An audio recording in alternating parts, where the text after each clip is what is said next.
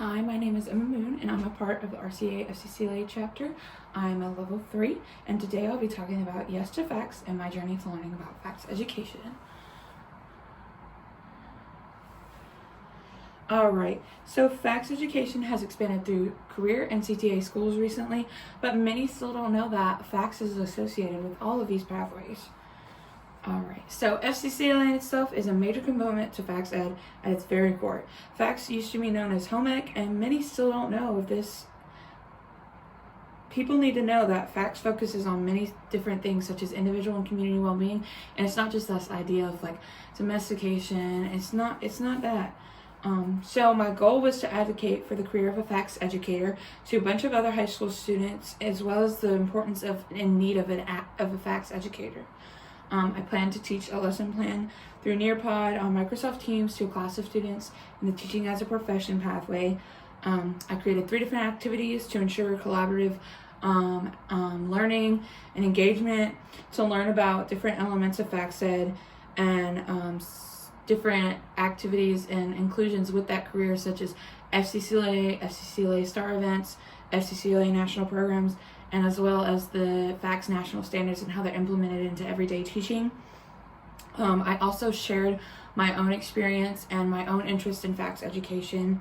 And then following my lesson, I had an exit ticket asking what they had learned, if they were interested in Facts Ed, if so, why, and then if not, like explain to me a career similar or something else that they were interested in. Overall, I did have a lot of good feedback, and a bunch of them did say that they were a lot more interested now than they were prior, and I even had a few people say that they were going to actively pursue facts education.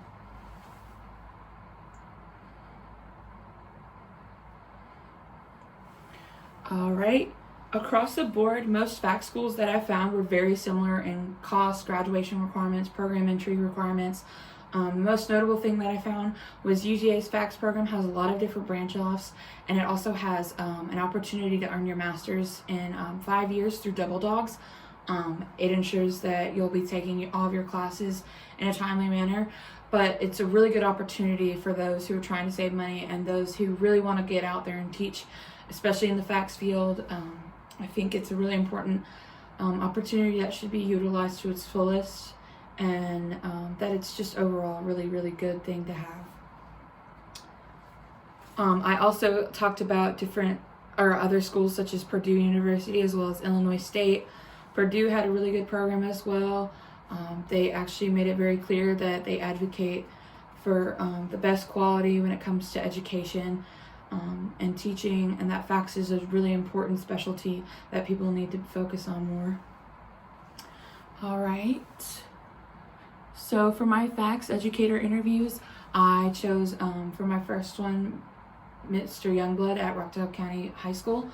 He talked about his degree and how important it is because he could branch off and do many other careers, but he chose to do Facts Ed, but he does have opportunities to just have with that degree.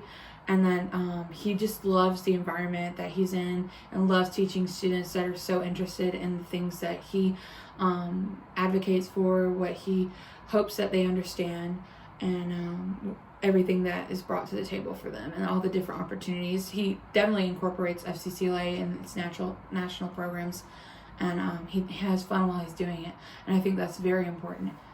And then for my second interview, I did Miss Chirillo at the Rockdale Career Academy. She teaches interior design, fashion fundamentals, and textile sciences. She was very big on knowing like kind of what she wanted to do when she explored facts. She researched programs around. She found the school that she wanted to go to, and she really bloomed her love for it throughout school. She absolutely loves her students. She's so enthusiastic about teaching facts. She's really enthusiastic about FCCLA incorporating it, encouraging students to join, and just the main core concepts of facts in its best nature, making sure that students are learning along the way no matter what they're doing. And then for classroom observations, I did Miss Shahan first off. She is the fashion marketing teacher at Rockdale Career Academy. she was very professional throughout the whole thing. She advocated for professional a lot to her students. She included some of the core concepts of DECA, the CTSO associated with marketing, and she made sure that her students were on track and like in focus all the time. It was very important to her that they stayed on track regardless of the circumstance, and she just made sure that everybody was really engaged as well and made sure that everybody was learning on track. I love that whenever there was a disruption, she was very calm and addressed it very nicely. She made sure no student felt left out, and she's just very strong. Like, I felt a very strong presence, like when I was watching her teach throughout the lesson. The only thing I had for her was that it was a lot of content in one lesson, and she could have cut a few things just to focus on more of the more important concepts, just so they could focus more and learn more from each lesson.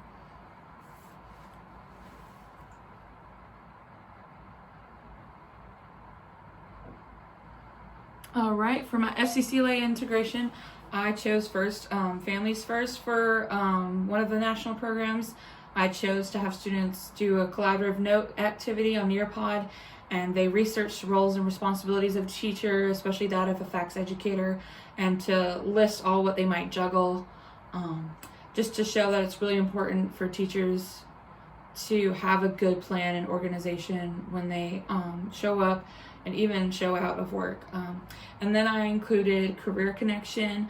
I had them research different degree requirements, pick a school that they wanted to research real quick for FACS Ed, and then just draw a cute little logo of the school, and then just share if they had any important information or what they wanted to share about the schools that they found. And then I also incorporated student body as a fun little activity towards the end, to draw and share, or even just say the different things they do for mental positivity when they're feeling down. And I had a lot of people share some of the similar things, but the way they shared it was really engaging, and I was happy that a lot of them participated in it. All right, for my lesson plan, so I plan to teach to a group of teaching as a profession students in Miss Shannon Houck's class. It was from 1:30 to 2:30. And I started with an intro video about FACS Ed and why it's important.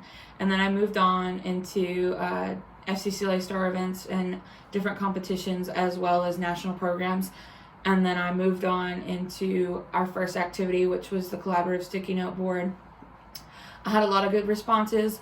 A lot of the students wanted to share what they found and how they think they would be able to manage being a teacher and the different responsibilities. And then I moved on into education and what all it takes to be a FACS educator, different schools opportunities.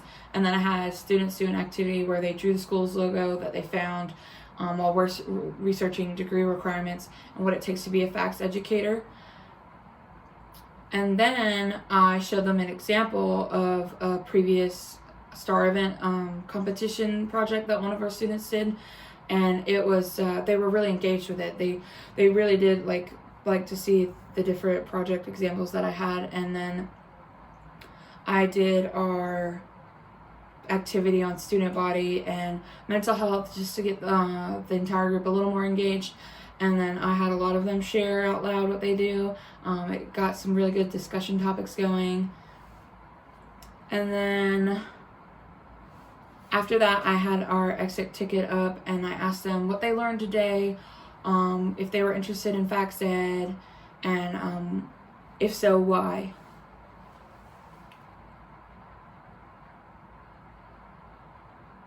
All right, and here's my works cited. And then one skill that I learned and improved upon during my project, I would say, is just engaging with people, like truly learning about different career options, different paths, and what everybody thinks of those paths. Like how people really learn what they love to do is what they want to do. And then an obstacle I faced was just virtual learning in general. I had a really tough time engaging at times, and I understood like the struggle that my teachers go through every single day now. I chose to choose engaging activities, such as using the Nearpod with 3 different collaborative activities, and I did get more involvement than I did expect, which is a great thing. But overall, it's just very hard to get people engaged. And then just overall engagement, it was really tough at times. But then I was really excited when I did see a lot more engagement than I had expected to see. Thank you so much.